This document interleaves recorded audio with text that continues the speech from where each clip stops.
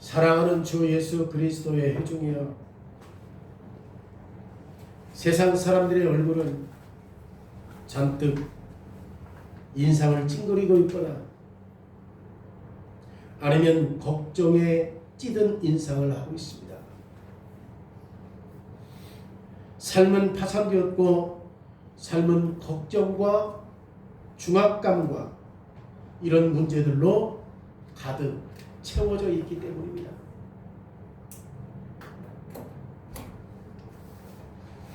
그렇기 때문에 이런 파산된 삶이 우리의 모습으로 드러나 인상으로 나타나는 말이냐가 이런 것들은 다른 곳에서 건강 문제를 일으켜요. 의사들은 걱정과 이 마음의 질병과 그리고 근심과 위궤양과 스트레스와 암 사이에 연결고리가 있다고 말합니다. 그리스도인들은 당연히 그리스도인들도 걱정과 긴장, 질병과 스트레스에서 자유로울 수 없습니다. 우리 가운데 지나친 중압감과 스트레스로 말미암아 큰 대가를 치르는 사람들이 많이 있습니다. 그런데 통계적으로 볼 때 그리스도인들은 일반적으로 불신자들보다는 더 건강하다라고 하는 통계가 나와 있습니다. 그리스도인들은 믿음 덕분에 훨씬 더 능숙하게 긴장, 스트레스, 질병 문제를 다룰 수 있기 때문입니다. 왜냐하면 가장 지혜로운 교사 솔로몬은 당시의 사람들을 모아놓고 긴장과 걱정과 질병과 스트레스에 대한 답을 주고 있는 거예요. 성령님은 우리의 교화를 위해서 이 답을 지금 보존해 주셨습니다. 현대인의 병이라고 할 수 있는 이 막대한 문제들을 사람들은 얼굴에 싣고 다니는 현대 사람들이 지금 하나님이 모든 것을 지으시되 때를 따라 아름답게 만드셨다라고 말할 수 있어야 된다는 말이에요.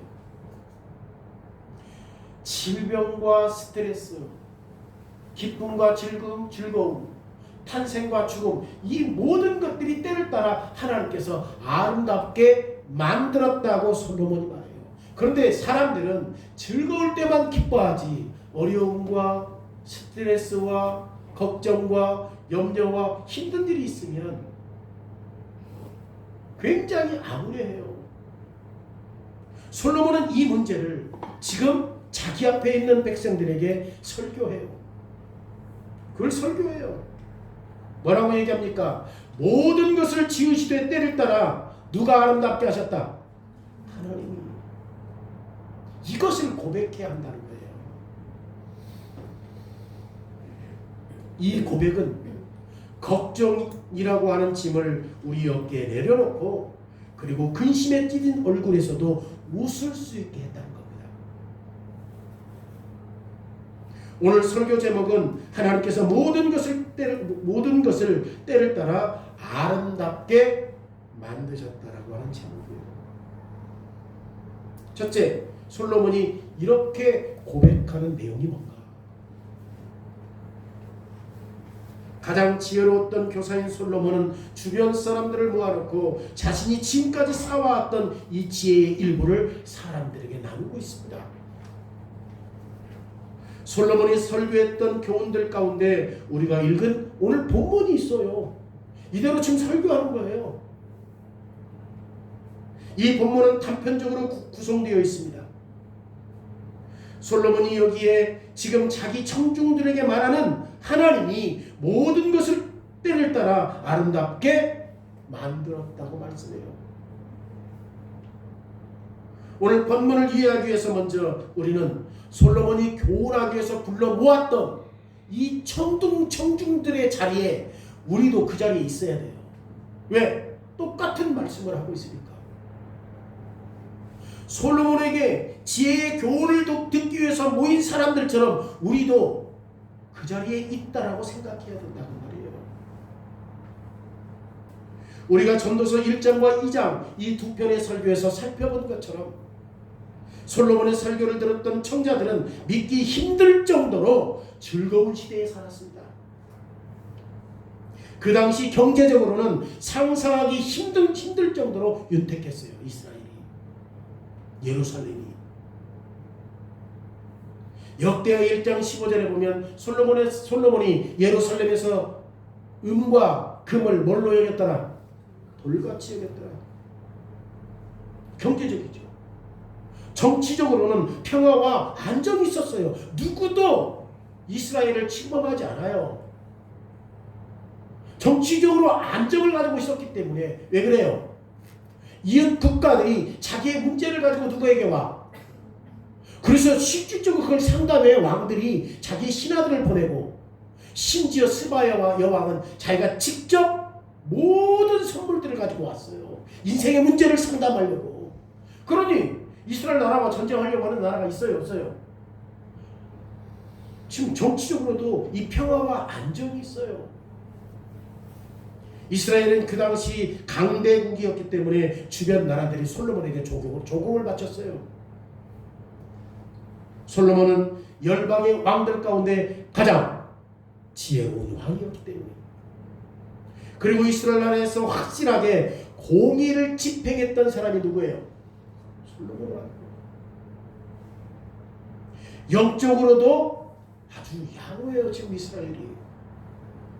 왜냐하면 솔로몬이 하나님과 화해의 복음을 매일 들을 수 있도록 지금 희생제사를 통해서 선포했던 영광스러운 성전을 지었잖아요. 솔로몬이. 그때는 뭐 했는데?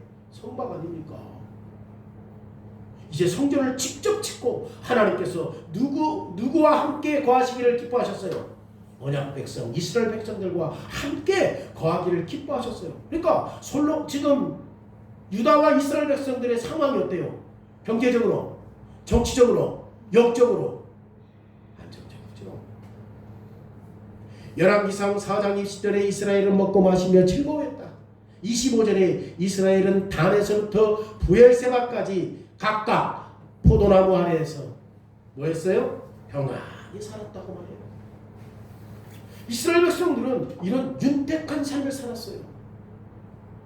그런데 우리는 솔로몬 당시 이스라엘 백성들이 일종의 에덴 동산에서 살았던 것처럼 살았다고 생각하면 안 돼요. 지금 우리는 핵심을 바르게 파악하기 위해서 우리의 자신을 살펴봐야 돼요.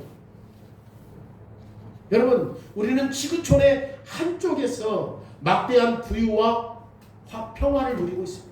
대한민국.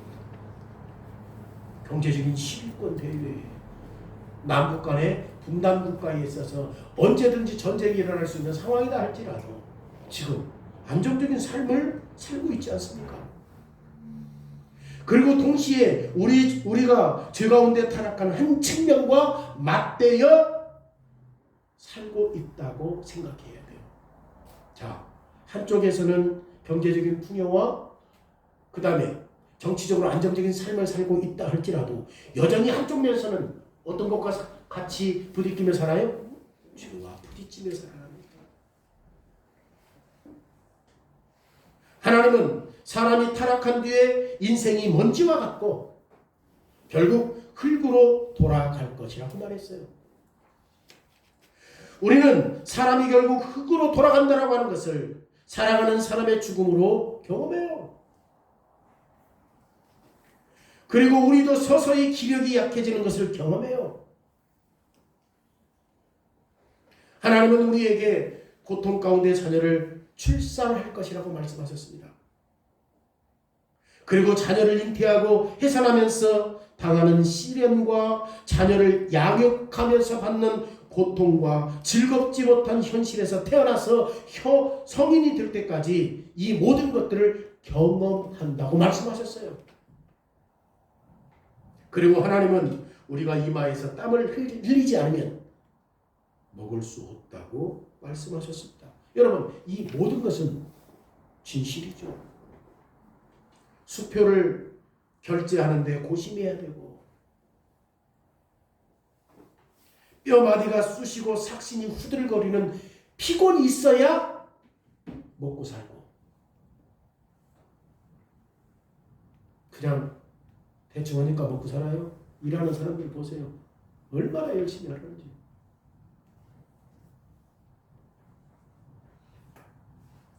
죄로 인해 삶이 파산되었기 때문에 그럴 수밖에 없다는 거죠.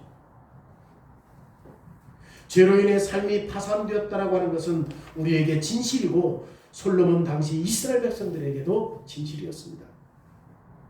아무도 스스로 죄로 인해 파산된 삶에서 다시 일어날 수 없어요.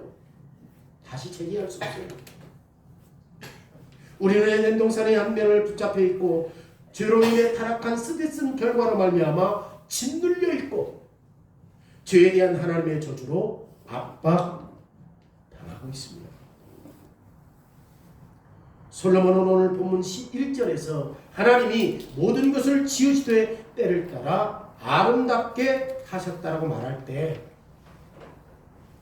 솔로몬의 설교를 듣고 있는 청자들은 지금 뒤뜰에 있는 무화과 나무와 그들의 손에 있는 그루터기를 생각했을 뿐만 아니라 청자들은 이웃집이 불에 나서 불타버렸고 다음날 아침 우리 가정이 부부와 자녀 때문에 늘 가정에 불화가 있다는 사실들을 생각했을 것입니다.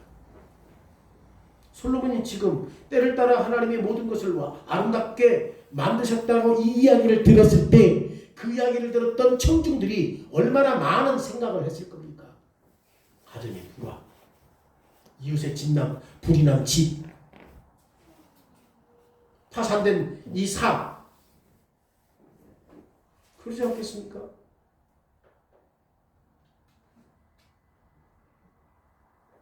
하나님의 장중에서 이 모든 일이 들어온다라고 하는 것을 솔로몬이 정확하게 지금 3장에서 말하고 있는 거예요. 모든 것은 하나님의 장중에서 온다.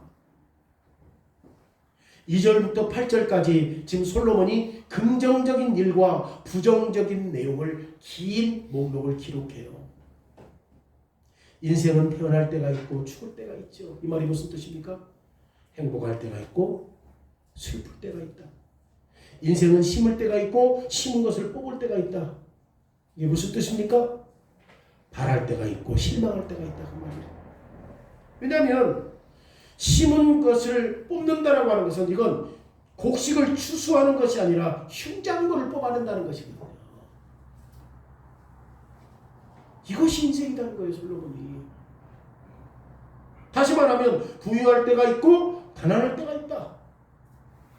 여러분, 목자는 자기 양머리를 돌봅니다.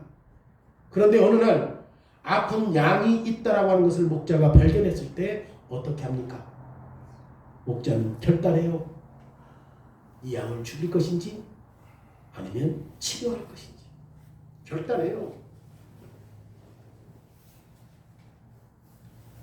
우리가 집에서 살고 있잖아요. 이 집을 다시 헐고 다시 지을 것인지 아니면 리모델링을 해야 할 것인지 우리는 앞에서도 살펴보았어요. 오늘 초상집에 가서 애곡했는데 내일 혼인집에 가서 즐거워해요. 이것이 삶이라는 거죠. 인생은 이렇게 흘러간다는 거예요.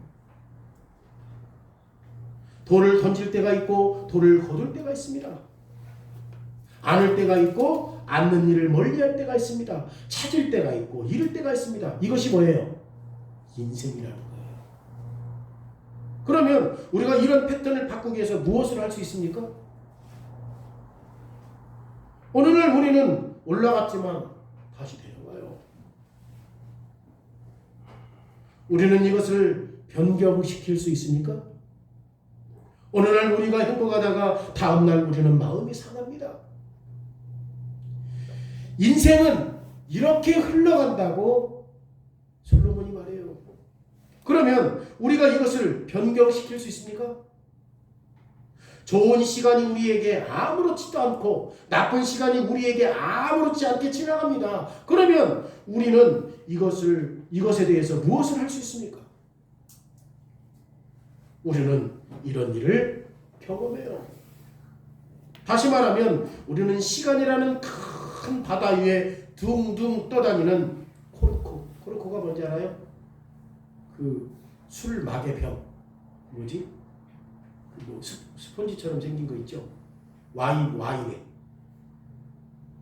퉁퉁퉁퉁 대서양과 같은 바다에 퉁퉁퉁 떠다니잖아요. 이거 누가 어떻게 해?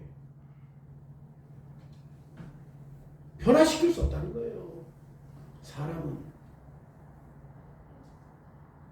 이런 패턴을 변화시킬 수 없다는 것이 어떤 사람이든지 냉소적이고 부정적이고 비판적이게 만들어요.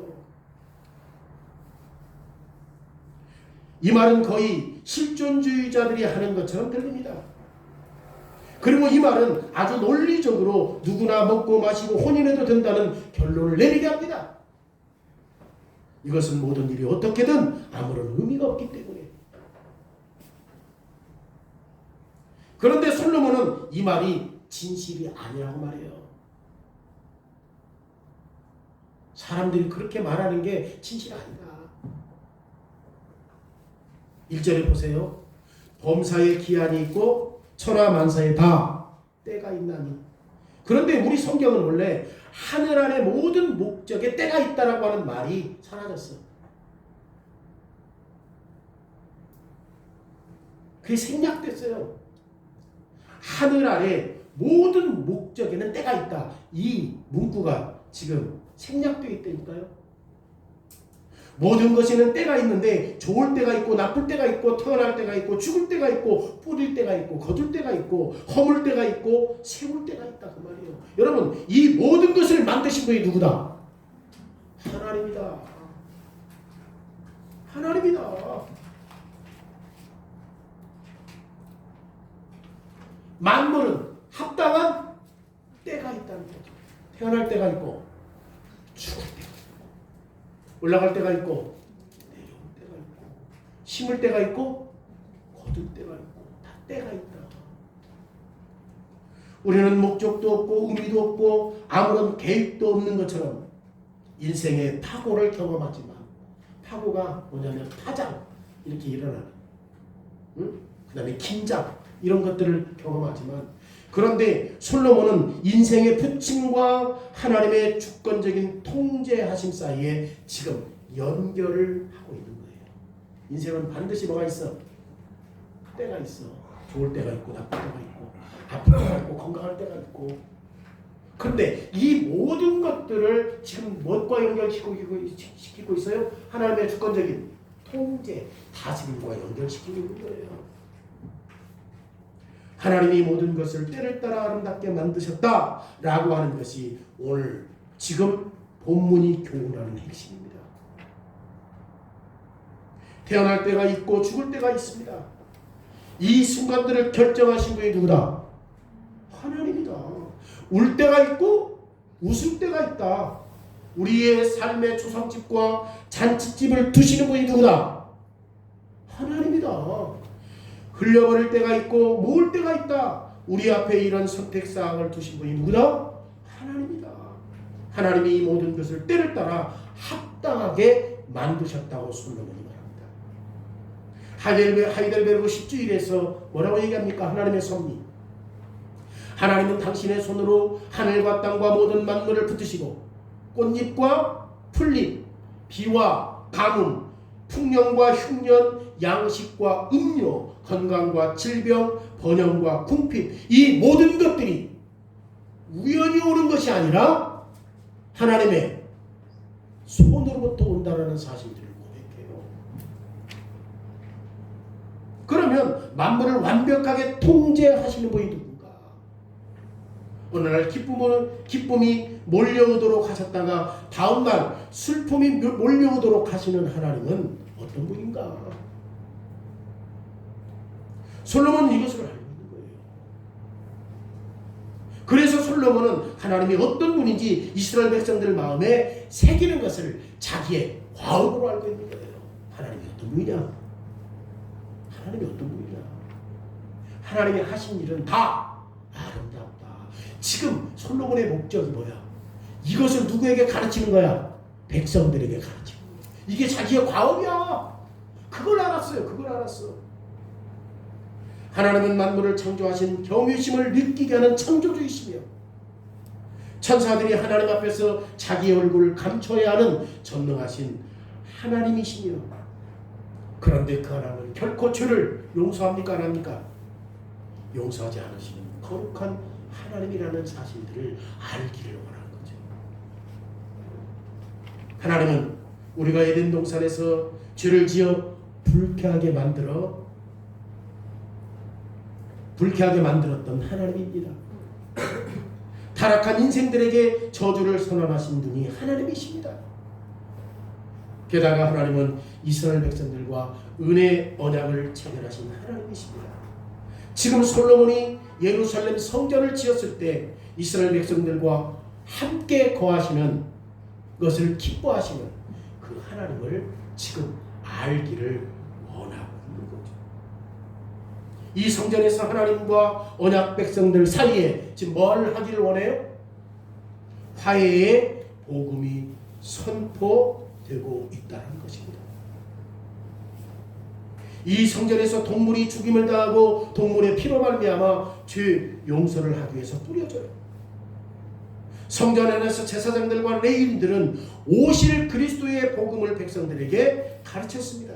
그리고 대제사장들이 뭐라고 얘기합니까? 여호와 하나님이 너희를 복주시고 너희를 지키시기를 원한다 라고 선언을 해요. 이것이 성전에서 선포된 메시지입니다. 예수님 때문에 거룩하신 하나님이 우리의 신실하신 아버지가 되셨고 예수님 때문에 우리를 돌보시고 우리의 유익을 위해 만물을 통제하시는 분이 누구다는 사실들을 알기를 원해요. 하나님이라는 사실들을 알기를 원하는 거죠. 솔로몬이 말하기를 하나님이 만물을 통제하시며 태어날 때가 있고 죽을 때가 있고 그리고 심을 때가 있고 뽑을 때가 있는데 이것을 정하신 분이 누구다?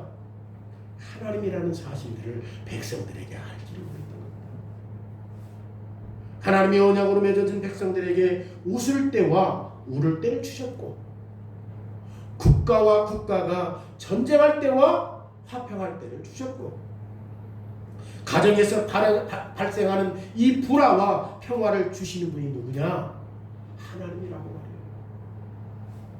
정확히 전능하신 하나님이 진심으로 만물을 통제하시기 때문에 그래서 솔로몬이 처음 왕위에 오를 때 이 만물을 통제하시는 하나님께 뭐예요? 지혜를 달라고 기도했던 것입니다. 솔로몬이 확신하고 있었던 것처럼 삶의 부침은 결코 우연히 오는 것이 아니라 삶의 부침들이 우리를 통제할 수 없습니다. 우리를 통제하시는 분은 누구예요? 좋을 때도 있고 나쁠 때도 있고 아플 때도 있고 건강할 때도 있고 이건 항상 있어. 왜? 죄로 인한 파산된 삶은 하나님께서 그것을 허락하셨어요.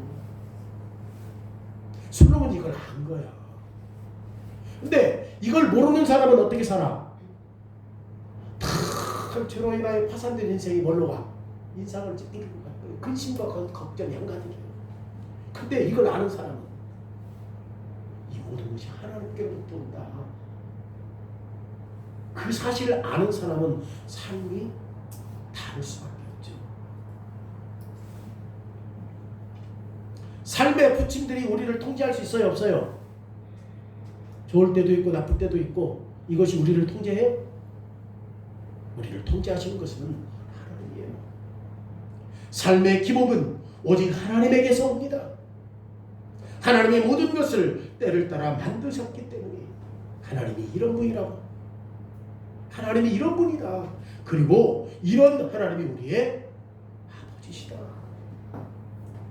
그러면 만약 하나님이 우리에게 좋은 일과 좋지 않은 일을 주셨다고 한다면 우리는 어떻게 반응해야 합니까?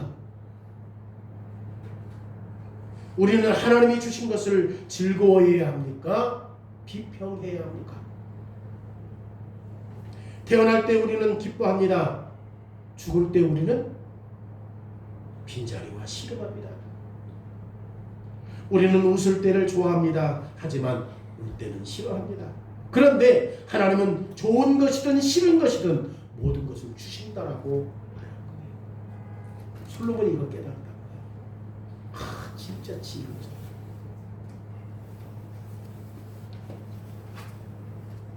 모든 것이 친히 우리를 사랑하시고 예수 그리스도 안에서 아버지가 되신 거룩하신 하나님의 손으로부터 나온다, 창중에서 나온다는 사실들을 솔로몬이 깨달은 거예요. 그러면 누구나 삶이 어려울 때 불쾌해야 합니까? 우리는 예수 믿어도 이런 내용을 모르니까 왜 나에게 이런 일이, 기도 열심히 하지? 왜 우리 가정이 이렇게 힘들어요? 왜 우리 자식은 이렇게 잘 안 돼요? 왜 우리 남편은 이렇게 안 돼요? 하나님이 주셨다니까. 하나님이 주셨다면, 통제하시는 분이 주셨다면 우리가 원망하고 불평하고 비평해야 돼요? 그럴 수 없죠.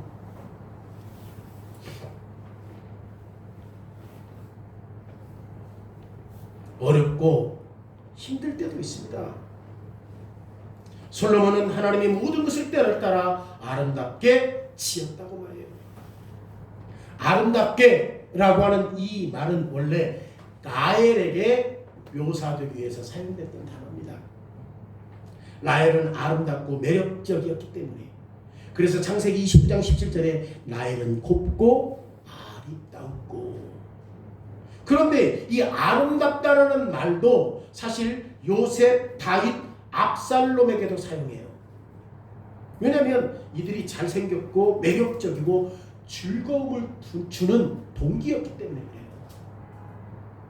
창세기 39장 6절에 요셉은 용모가 뛰어나 아름답더라. 사무엘하 17장 42절에 다윗을 보고 그가 젊고 붉고 용모가 아름답더라. 사무엘하 14장 25절에 온 이스라엘 가운데 압살롬같이 아름다움이었더라. 여러분, 아름답게라고 하는 이 말을 솔로몬이 사용하잖아요. 어떤 목적 때문에 이 말을 사용합니까? 지금 솔로몬이 삶의 부침, 좋을 때도 있고 나쁠 때도 있고 즐거울 때도 있고 힘들 때도 있는데, 이런 삶의 부침 속에서 하나님의 행위를 묘사하기에 사용된 단어가 뭐야? 아름답다라고 하는 거예요. 그러니까 하나님께서 하시는 모든 일들은 다 아름답다고 말이에요. 이스라엘의 지혜로운 교사 솔로몬은 하나님이 무엇을 하든지 아름답고 바람직하고 매우 즐거운 분이라고 말해요. 진실로 죄인들은 이런 방법으로 하나님의 모든 행사를 경험하지 않아. 우리는 이런 방법으로 하나님이 아름답게 모든 것들을 만드셨다고 보지 않아.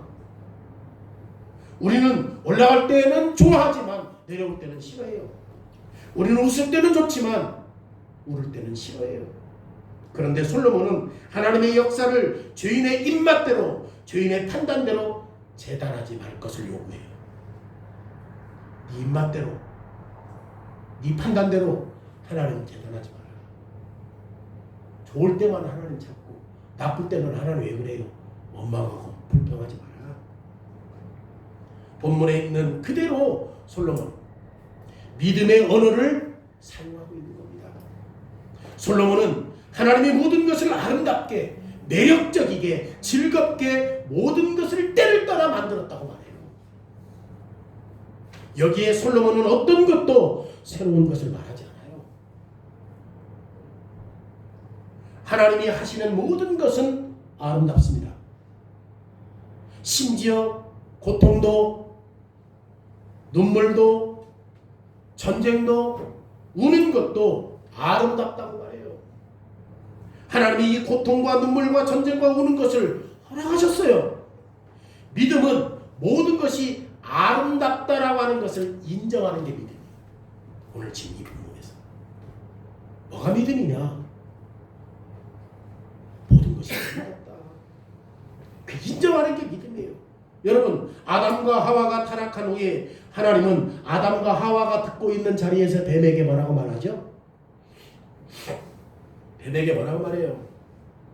여자의 후손과 여자의 후손과 너의 후손과 뭐가 있을 것이다? 적대감. 이 적대감이 뭐예요? 적이요, 적. 여자의 후손과 사단의 후손 사이에는 뭐가 있어? 적대감이 있어. 그리고 거기에 뭐가 있죠? 계속되는 그들의 전쟁, 싸움이 있죠? 적대감과 싸움과. 그 다음에 또 뭐가 있어? 창세기 3장 15절에 뭐가 있어? 상함이 있어.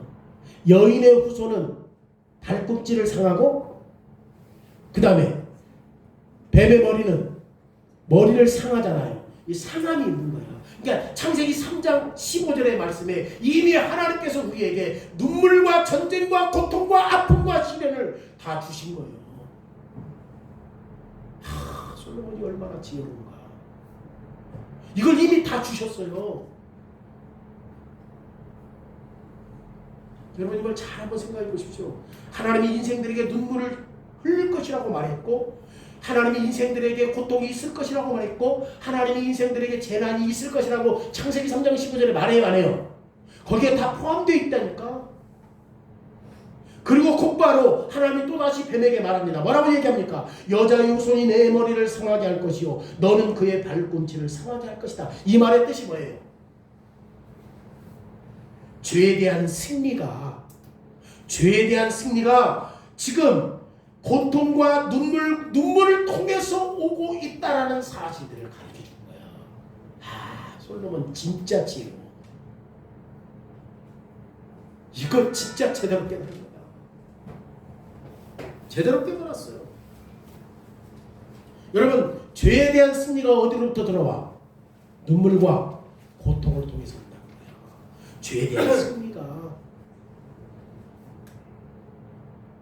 그러기에 수고하는 고통이 하와에게 임하고, 그리고 울 때가 있다라는 사실들을 하와가 알았을 때 하와는 이 모든 일의 목적이 있다라는 사실을 아는 거야. 울 때가 있고 힘들 때가 있는 것을 통해서 뭐가 와?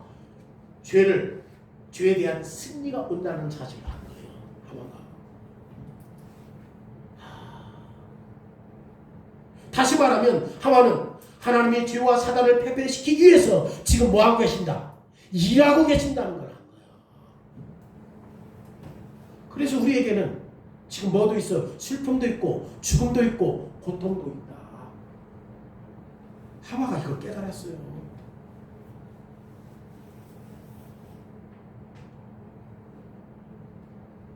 그러면 하와는 하나님이 하시는 것을 비평할 수 있어요? 없어요? 없지. 지금 그들의 삶이 어떤 삶인지 알아? 죄로 인한 파산된 삶이 가시와 엉겅퀴요. 자식 나놓고 살인이 일어나. 가인이 아벨을 죽여. 죄에 대한 승리는 반드시 고통과 눈물을 통해서 오는 거구나. 이거 깨달은 거야. 와. 그러니까 누가 예수 믿으면 고통이 없고 슬픔이 없고 그렇게 말해. 죄에 대한 승리는 반드시 뭘 통해서 와?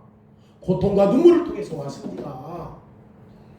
아담이 하와가 이것 깨달았다니까. 솔로몬이 그래서 이걸 말하고 있는 거예요. 비평할 수 있어요? 없어요? 없지. 내 삶이 어렵고 힘들다라고 하는 것, 높은 것에서 올라갔다 내려왔다는 걸로 비평 안 해. 모든 것은 하나님께서 만물을 아름답게 창조하신 거다. 그런데 그런 일들을 통해서 뭐 하는 거야? 죄에 대한 승리를 얻게 하시려고 하는 거야. 여러분, 아담이 날마다 산속에서 뭘 경험해? 가시와 엉겅퀴를 경험해. 그런데 가시와 엉겅퀴가 아담을 압도시킬 수 있습니까? 없습니까? 못해요. 정확히 인생의 파산된 한가운데서 하나님은 당신의 나라가 임하도록 지금 일하고 계시는 거예요. 아름답게. 그렇다면 아담이 인생의 여러 가지 시련들을 비탄해야 할 이유가 있어요? 없어요? 없지. 하나님이 일하시는 중이셨고 하나님께서 일하시는 그 역할은 구속의 날을 서두르고 있다는 사실들을 알기 때문에. 그리고 하나님은 당신의 지혜 안에서 이 구원의 길이 항상 뭘로 와? 분투와 적대감을 포함시킨 것을 결정하신 거야. 우리를 구원하시는 일에 승승장구해서 구원하는 게 아니라니까. 뭘로? 아픔과 상함과 투쟁과 적대감을 포함시켰다는 것을 결정하셨어요. 이렇게 하신 것은 우리가 하나님을 혹평해야 돼요? 그럴 수 없죠. 하나님의 모든 것을 때를 따라 아름답게 만드셨기 때문에 사람들은 하나님의 방법을 이해할 수 없는 거예요. 사람들은 하나님의 방법을 인정하지도 않아. 그런데 사람들은 하나님의 방법을 믿어야 되고 하나님은 실수하지 않는다는 사실들을 믿어야 되고 이웃 웃을 때나 울을 때나 사랑할 때나 미워할 때도 전쟁할 때나 화평할 때도 이 모든 것들이 에덴 동산을 회복하는 역할을 하기 위해서 주셨다는 것을 믿어야 하는 거예요. 정말 솔로몬은 엄청나게 지혜입니다. 세상적인 지혜는 늘 좋고 평안, 정치적으로 안정적이고 경제적으로 안정적이고 그러면 끝나잖아. 근데 솔로몬의 지혜는 하나님께서 죄로 인하여 파산된 이 삶은 하나님께서 모든 것을 다 통제하시는 분인데 그것이 울을 때도 아름답다. 심지어 죽을 때도 아름답다. 심지어 힘들 때도 높은 곳에서 내려올 때도 아름답다. 왜? 그것이 우리를 구원하시고자 하는 하나님의 뜻이 포함되어 있기 때문에. 그러니까 우리는 지금 에덴 동산을 회복하는 역할을 하기 위해서 하나님이 지금도 계속해서 아름다운 일을 하고 계신다는 사실들을 믿는 거예요. 진실로 하나님은 모든 때를 아름답게 만드셨기 때문에 솔로몬이 이것을 깨달은 거야. 두 번째로는 그러면 솔로몬이 이것을 깨달은 것들로 인해서 어떤 결과를 가져옵니까? 모든 것이 하나님에게서 나온다거나 하나님이 하시는 것이면 무엇이든지 아름답고 즐겁고 유익하다는 고백에서 나오는 이 실천적인 적용이 있다라는 사실들을 여러분들은 어떻게 생각해요? 자, 이 모든 것들이 아름답게 창조되었다고 한다면 지금 하나님께서 우리에게 좋지 못한 일들도 있다라고 생각했으니까 여러분들 이것들을 실천적으로 어떻게 적용할래요? 솔로몬은 우리와 마찬가지로 사람의 마음을 잘 알고 있어요. 삶의 부침 속에서 우리의 의기소침하거나 중압감에 시달리기 쉽다는 것을 잘 알아. 그렇잖아요. 우리는 조금 힘들면 그 중압감에 힘들어하잖아요. 시달리잖아요. 우리는 다른 사람의 부침이 나보다 심하지 않는 것에 대해서 시기해. 아니 똑같이 죄로 인하여 파산됐는데 왜 저 사람이 나보다 더 덜 힘들게 살지? 왜 내가 저 사람들보다 더 힘들게 살지? 시기해요. 아니면 우리는 하나님이 우리의 삶에 충돌이나 갈등을 주신 것에 대해서 불평해. 왜 내 인생은 이런 충돌이 있는가? 원망해. 우리는 긍정적인 삶이 제공되기를 원해요. 그리고 부정적인 일은 힘들어해요. 우리는 부정적인 일을 하려고 하지만 이해할 수도 없어. 그리고 부정적인 일은 매우 곤욕스러워. 그리고 우리는 이 부정적인 일 때문에 근심하고 걱정하고 안달해요. 오늘 11절 하반절 말씀에서 솔로몬은 모든 사람들에게 일어나는 이 일들을 이해하려고 한다는 걸 하는 거야. 사람들이 왜 이런 일이 생기는가? 솔로몬이 그걸 안 거예요. 근데 답을 찾았어? 못 찾았어? 못 찾았어. 사람들이 왜 이런 일이 일어나지? 왜 어제 초상집에서 애국했는데 오늘 결혼집에서 잔치집에서 즐거워하는가? 왜 이런 일이 일어나지? 사람들이 그런 것들을 이해하려고 했지만 못한 거야. 그리고 지금 11절에서 우리 성경에 보면 뭐라고 나옵니까? 하나님께서 사람들에게 영원을 사모하는 마음을 주셨다고 말해요. 11절에 보세요. 핵심은 사람들이 동물과 다르다는 거예요. 동물이 질병에 걸려 고통당할 때 왜 나에게 이런 일이 있는가 고민해요? 동물은 그런 거 안 하지. 그냥 내 이름을 잃어버려. 이런 의미에서 동물은 긴 시간이 아니라 순간을 위해서 살아가는 거죠. 그런데 사람은 동물과 달라요. 사람은 왜 이런 일이 일어났지? 이해하려고 해. 사람은 일어나는 일들에 대해서 거시적인 안목을 가지고 그 원인과 이유를 파악하려고 해. 우리는 원대한 시각을 가지려고 해. 이것이 솔로몬이 하나님께서 우리에게 지금 마음에 뭘 줬다고 얘기해? 영혼을 주셨다라고 하는 그 의미예요. 사람은 동물과 다르게 이유가 뭐지? 왜 슬픔이 있지? 왜 기쁨 다음에 또 슬픔이 오지? 사람들은 그 이유가 뭔가, 그 원인이 뭔가 이런 부분들을 알려고 했는데 솔로몬이 그것을 뭐라고 해? 우리의 마음에 영원을 주셨다고 말하는 거예요. 솔로몬은 계속해서 하나님이 하시는 일의 처음과 끝을 사람들이 측량할 수 있다 없다? 없다. 하나님이 하시는 일을 하나님이 하시는 처음과 끝을 사람이 측량할 수 없다고 말해요. 드물지만 우리는 하나님이 계획하신 일들을 이해할 수는 있어요. 다시 말하면 하나님이 아침에 웃음을 허락하셨다가 오후에는 슬픔을 주시는지, 하나님이 어떤 사람에는 건강을 주시고 어떤 사람에는 질병을 주시는지 조금은 이해할 수 있어요. 그런데 대부분 우리는 이런 시련들이 왜 인생에 오는지 잘 몰라요. 그리고 이 큰 그림, 하나님께서 가지고 계신 이 계획, 이 큰 그림을 우리는 분명하게 이해할 수 없어요. 이 문제를 풀려고 하는 것은 굉장히 머리 아파. 이 문제를 풀려고 하는 것은 굉장히 고민스러워. 이 문제를 풀려고 하면 잠이 오지 않아. 심지어 위궤양에 걸려. 분명 하나님이 구부려 놓은 것을 사람이 바르게 펼 수 있습니까? 없습니까?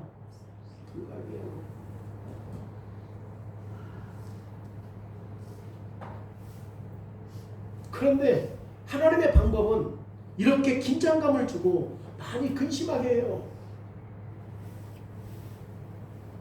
이 문제를 해결할 수 있어요? 없어요? 없다니까. 우리는 하나님이 하시는 것을 이해할 수도 없고 하나님이 하시는 것을 바꿀 수도 없습니다. 우리가 할 수 있는 일은 뭐예요? 그러면 이것을 받아들이고 인정하는 거예요. 우리가 할 수 있는 것은 하나님이 때를 따라 모든 만물을 아름답게 만드셨다라는 사실들을 받아들이고 인정하는 거예요. 14절 보세요. 뭐라고 얘기합니까?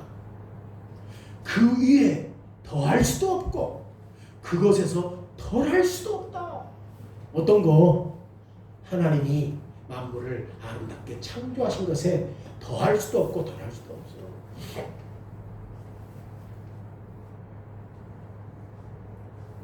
우리는 결코 하나님이 하신 일을 다 이해할 수 없습니다. 그러면 어떻게 해야 돼요? 다 이해할 수 없고 할 수도 없다면 어떻게 해야 돼? 그냥 운명론적으로 받아들이고 자포자기해야 합니까? 결코 포기하면 안 되죠. 솔로몬은 14절에 뭐라고 얘기해요? 하나님이 이와 같이 행하심은 사람으로 그의 앞에서 뭐 하려고? 뭐 하게 하려고? 하나님을 경외하게 하심인 줄을 알게 하려고. 하나님이 이렇게 하셨구나. 하나님이 하신 것은 실수하지 않는다. 하나님이 하신 일은 오류가 없다라는 사실들을 알고 그 하나님을 경외하도록 하기 위해서 주셨다는 거예요. 하나님이 이렇게 하시는 것은 사람이 이런 하나님 앞에 경외하는 마음으로 서기를 배울 수 있도록 하기 위해서 주셨다는 거야. 이런 사람은 죄된 본성 때문에 올라가면 끝까지 올라가지 안 내려오려고 안 하지. 하나님 올라갈 때가 있으면 왜? 하나님 경외하게 하려고. 몰라. 사람 몰라요. 자기 잘난 것을 사는 줄 알지. 이거 배우도록 하기 위해서 그랬다는 거야. 사람이 이런 하나님에 대해서 경외로움을 품게 하고 하나님을 신뢰하도록 하기 위해서이고, 하나님은 당신의 길을 아신다는 것을 믿게 하시고 날마다 안전하게 하나님의 길을 따르도록 하기 위해서 이런 일을 주셨대요.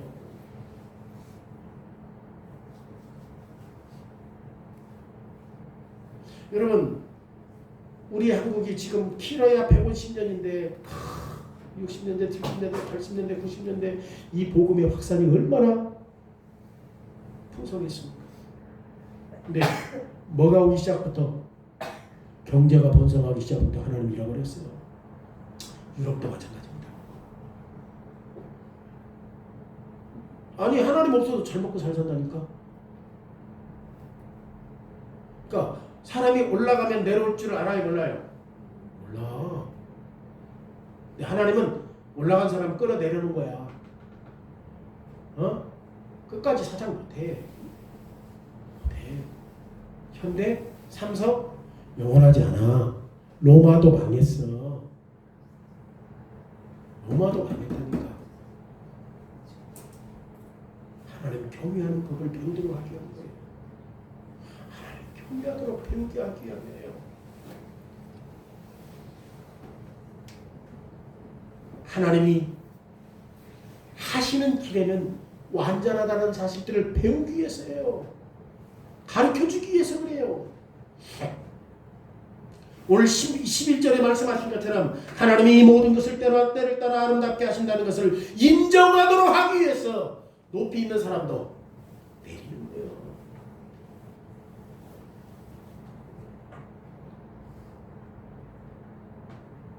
하나님이 하시는 일은 틀림이 없어요. 하나님의 사역은 선하고 하나님의 사역은 바르고 하나님이 하시는 일은 즐거운 일이라는 사실들을 인정하도록 하기 위해서 그렇다는 거예요. 여러분, 이 사실을 알면 우리 마음에 근심이 있어 없어? 없지. 그렇다고 근심이 없다고 해서 우리가 안 죽거나 문제가 없다는 말은 아니야. 그런데 대답도 모르고 그 원리도 모르고 사는 사람은 아니잖아. 답이 있잖아. 죄로 인하여 파산된 인생은 이거 하나님께서 그걸 주셨다는 것을 알고 있잖아요. 여러분, 이런 확신은 뭘 하게 해요? 불안감을 사라지게 해요. 하나님이 모든 것을 때를 따라 아름답게 하셨구나. 이 사실을 아는 것은, 이걸 확신하는 것은 뭐가 사라져요? 불안이 사라지게 해요. 그리고 평안히 먹고 즐겁게 해요. 솔로몬이 12절과 13절에서 교훈과 함께 오늘 본문이 주는 고백을 따르는 이유가 무엇인지를 가르쳐주고 있습니다. 13 보세요. 12절에 사람이 사는 동안에 기뻐하며 선을 행하는 것보다 더 나은 것이 없는 줄을 내가 알았고, 사람마다 먹고 마시는 것과 수고함으로 낙을 누리는 그것이 하나님의 선물인 줄을 내가 또 알았다. 우리 수고해야 먹고 살 수 있죠? 이게 누구의 선물이라는 걸 알았어요? 하나님의 선물이라는 것을 선물을 입혀봤대요. 심지어 우리가 경험하는 나쁜 일도 하나님이 하시는 모든 일이 선하고 아름답다고 확신하는 이유는 안도감을 줘요. 마음의 평안을 주기 때문에 그래요. 그리고 마음의 평안은 먹고 즐겁고 할 수 있는 기회를 줘요. 평안히 먹고 마시고 살 수 있는 기회를 줘요. 마음의 평안은. 마음의 평안이 없으면 먹긴 먹어도 어떻게 불안하고 초조하잖아요. 근데 이런 안위와 평안함을 가지고 있을 때는 진짜 평안함 가운데서 삶을 살게 하잖아요. 이것이 12절과 13절 사이의 연결이에요. 하나님이 모든 것을 때를 따라 아름답게 만드셨다. 그러기에 우리가 이해할 수 없을 때 초조해하지 말라고 말이에요. 불안해하지 말라고 말이에요. 대신 인생을 즐기는 것은 하나님의 선물이요. 하나님의 선물이다. 심지어 어려울 때도 안심하라고 말이에요. 하나님이 삶의 상황과 적대감을 통해서 죄와 사단을 파괴시키기 위해서 지금 뭐 하신다? 일하고 계신다는 사실들을 아는 사람은 두려워할 것, 걱정할 것이 없는 것이죠. 여러분, 이런 안도감과 평안한 마음의 상태는 누구나, 심지어 하나님의 백성이라도 자동적으로 오지 않아요. 요셉의 형들이 요셉을 애국으로 팔았을 때, 그리고 보디발의 아내의 거짓말로 말미암아 요셉이 감옥에 갇혔을 때 요셉이 얼마나 고뇌했을까? 왜? 내가 하지도 않았는데 왜 이런 일이 생기지? 얼마나 괴로워하며 얼마나 정신적으로 아파하며 원망과 불평과 그런 마음이 요셉의 마음에 자랄 수 있었을까요? 그런데 언약의 하나님의 은혜로 요셉은 삶의 큰 숙제, 이런 일이 다가온 이유, 자기가 모함을 당해서 형제들에게 어디로 가? 애굽에 팔려 보디발의 아내의 음모로 말미암아 감옥에 간 일이 뭐 때문에? 다 이런 이유를 주님께서 주셨다는 것을 깨달은 거예요. 요셉은 옳다. 하나님은 모든 것을 때를 따라 아름답게 하신다는 사실들을 고백한 겁니다. 그러지 않다면 형들이 나를 팔았는데 원망 없어? 그리고 그것을 어떻게 할 수 있어? 그게 원망하지 않았다는 것을. 요셉이 나중에 형들이 왔을 때 하나님이 그렇게 하신 일이다, 당신의 백성들을 구원하시기 위해서 하나님이 하신 일이다라고 고백하잖아요.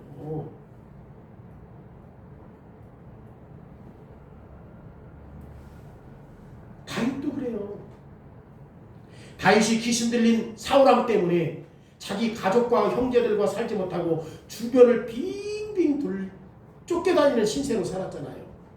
다윗이 쫓겨다니는 자신의 처지를 이해했습니까? 이해 못했어요. 그럼에도 불구하고 다윗이 기록한 시편에서 다윗은 주님을 신뢰했다고 고백해요. 뭐라고? 자신을 향한 하나님의 길은 선하다. 지금 내가 어떻게 살고 있는데? 미친 사울왕 때문에 블레셋에서 미친 척하고 치밀 질질 다윗이 미친 채 하고 있다니까. 그런데 시편에 보면 자신을 향한 하나님의 길은 선하며 하나님의 사역은 아름답다라고 고백해요.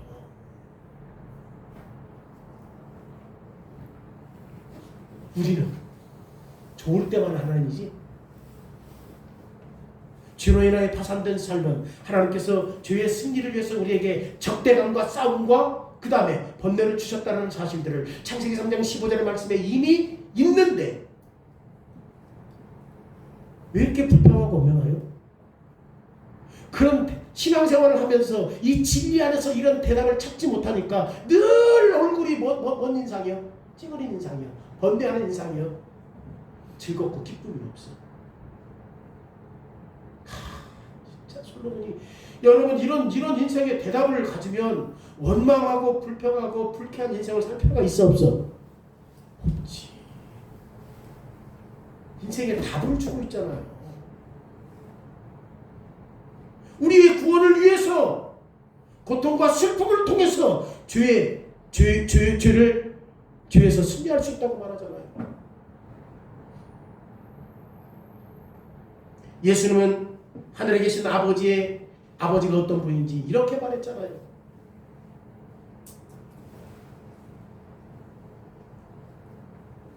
너희가 모든 새보다 꽃보다 아름답고 귀하다. 예수님 말씀하신 거 아니에요? 마태복음 6장에서. 그러면 우리가 근심하고 초조해야 합니까? 하나님의 파고와 기복적인 삶의 부침 때문에 시달리고 힘들어야 합니까? 그럴 필요가 없다. 슬플 때가 있고 웃을 때가 있고 전쟁할 때가 있고 화평할 때가 있고 씨를 뿌릴 때가 있고 곡식을 맺지 못해서 뽑을 때가 있다. 우리는 이런 하나님과 같이 있을 때 한자는 거죠. 그리고 완벽하게 한자예요. 다시 말씀드리지만 사도 바울은 진짜 복음을 전하는 일들로 인해서 어떤 삶을 살아? 당시 정부의 당국자들에게 잡혀서 감옥살이 살고 있잖아요. 그때 그가 감옥살이 하면서 사용했던 단어가 뭐야? 감옥살이 할 때 힘들어요, 안 힘들어요? 그럼에도 불구하고 그 마음의 상태가 불평하지 않아.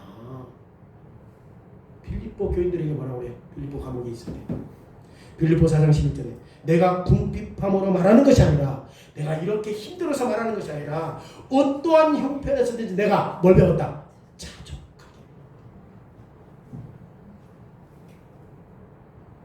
지금 여기에 뭐가 있어요? 안도감과 평안함이 있는 거예요. 하나님의 사역은 아름답다라고 하는 확신 안에 있는 거예요. 바울은 로마서에서 똑같은 맥락에서 하나님을 사랑하는 자 곧 그 뜻대로 부르심을 입은 자들에게는 모든 것이 합력하여 선을 이룬다고 말합니다. 그렇다면 인생은 반드시 어려움이 있죠. 어려움이 있음에도 불구하고 하나님께서 뭘로 만든다? 선으로 만든다. 인생은 반드시 어려움이 있죠. 누가 그렇게 기복적으로 말했는지, 왜 이렇게 기독교가 편집되었는지, 예수 믿으면 아무 문제 없다고 얘기하는지. 사도 바울이 진짜 복음을 전하면서 뭐라고 얘기해? 환난이나 권고나 핍박이나 기근이나 적신이나 위험이나 칼이야. 그런데 그 내용을 오늘 본문 1절에서 4절의 말씀에 보세요. 범사가 기한이 있고 천하만사가 때가 있나니 날 때가 있고 죽을 때가 있으며 심을 때가 있고 심은 것을 뽑을 때가 있으며 죽을 때가 있고 치료할 때가 있으며 헐 때가 있고 세울 때가 있으며 울 때가 있고 웃을 때가 있으며 슬퍼할 때가 있고 춤출 때가 있다라고 말하는 거죠. 여러분, 이 모든 것은 때가 있다 없다. 근데 그것은 아름답다라고 설명합니다. 왜요? 왜 아름다워요? 하나님이 통치하시기 때문에. 하나님은 어떤 분이요? 실수하지 않는 분이잖아. 여러분, 우리가 신앙생활을 하면서 자꾸 어떤 문제가 생기면 어려워하는 이유가 뭐냐면 하나님에 대한 인식이 없어서 그래요. 근데 그 하나님은 말씀으로 세상을 창조하셨을 뿐만 아니라 당신의 아들 그리스도를 통해서도 우리의 죄 문제를 해결하신 분 아닙니까? 누가 아들을 주어서 다른 사람 구원해? 이렇게 완전하시고 완벽하신 분인데 왜 그분을 신뢰를 못하지? 여러분, 언약으로 말미암아 하나님의 자녀된 백성들은 실망하거나 좌절하거나 초조해야 할 이유가 있어요, 없어요? 왜 없어요? 영광의 길은 뭘로 와? 고난을 통해서 와. 근데 영광의 길은 고난 없이 온다고 교회가 가르쳐. 잘 되는 걸로 가르쳐. 영광의 길은 반드시 뭘로 와? 고난의 길로 와요. 여러분, 우리가 주로부터 승리하기 위해서 뭐가 있어야 돼? 고통과 슬픔이 있어야 한다고. 예수님께서 십자가에서 어떻게 하셨어요? 우리의 죄를 다 감당하기 위해서 수많은 멸시와 천대와 십자가에서 죽어요. 그 죽음으로 말미암아 여인들이 어떻게 했어? 고통하며 슬퍼했어요. 어떻게 영광이 오죠? 고통과 슬픔 안에서 영광이 이루어져요. 이처럼 하나님이 주시는 대부분의 기회에 안심하라는 거야. 우리가 음식과 음료를 즐기고 하나님이 어디로 인도하시든지 즐거워하라 그 말이에요. 우리는 죄로 인해 타락한 한 이면에 살고 있어요. 곤경, 슬픔, 근심, 파산 등이 타락한 세상의 특징이에요. 이 세상은 아무리 즐겁고 아무리 기뻐도 그 안에 뭐가 있어? 슬픔과 고난과 그리고 근심과 파산 등이 특징이기 때문에 반드시 따라올 수밖에 없다는 거예요. 그런데 우리는 이제 이 답을 한 거야. 답을 한 거예요. 그리스도 안에서 우리의 아버지신 하나님은 만물을 완벽하게 통치하신다. 그분이 하신 것은 아름답다. 좋은 것만 아름답게 아닌 게 아니라 슬프고 다 때가 있다고 했잖아요. 그 모든 것들이 아름답다라고 말씀하셨기 때문에 그래서 우리는 인생의 부침을 즐겁게 마주할 수 있는 거지. 우리에게 있는 그리스도의 길이 우리를 영광으로 이끌어 주신다고 확실하기 때문에 우리는 이 모든 부침을 이해할 수 없어요. 왜 힘든 일이 오는가 다 이해는 못해. 하나님의 뜻을 우리가 다 모르니까. 그럼에도 불구하고 믿는 것으로 충분하고 고백하는 것으로 충분하다고 솔로몬이 우리에게. 뭘로 충분해? 다 이해할 수 없지만 믿는 것으로, 고백하는 것으로, 받아들이는 것으로 충분하다. 예수 그리스도 안에서 우리의 아버지가 되신 하나님이 이 모든 것을 때를 따라 어떻게 만드셨어요? 그리고 이 고백은 정말 그렇게 아름답다라고 고백하는 사람은 안도감이 있죠. 또 뭐 또 있어요? 만족감도 있죠. 또 뭐 또 있어요? 즐거운 마음으로 영혼의 평안함을 누릴 수 있다는 사실입니다. 청중들을 놓고 지혜로운 자, 지도자 누구? 솔로몬이 지금 이런 대답을 주고 있는 거죠. 죄송하겠습니다.